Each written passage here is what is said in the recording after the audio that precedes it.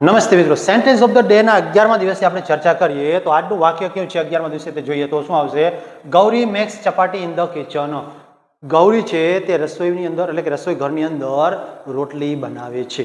સાદા વર્તમાનકાળનું વાક્ય લીધેલું છે આપણી પાસે. તો અહીંયા સાદા વર્તમાનકાળની અંદર એસ કે એસ ક્યારે લાગે ટૂંકી ચર્ચા કરેલી. તો જ્યારે કર્તા તરીકે ત્રીજો પુરુષ એકવચન હોય, શું હોય? ત્રિપુએવ, એટલે કે હી હોય, સી હોય, ઇટ હોય અથવા એક વચનનું નામ. તો અને તો જ શું આવશે? ક્રિયાપદની અંતે એસ કે એસ છે તેને લગાડવાનું થાય. ખાસ યાદમાં રાખવાનું છે. આના સિવાયનો કોઈ પણ કરતા આવે, કેવા કરતા? તો કે દાખલા તરીકે આઈ છે, વી,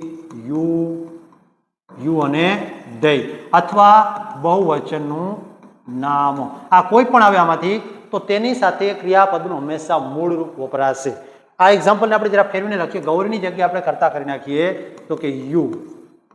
ગૌરીની જગ્યાએ યુ લેવામાં તો મેક્સ છે એની જગ્યાએ શું થઈ જશે? મેક. You make chapati.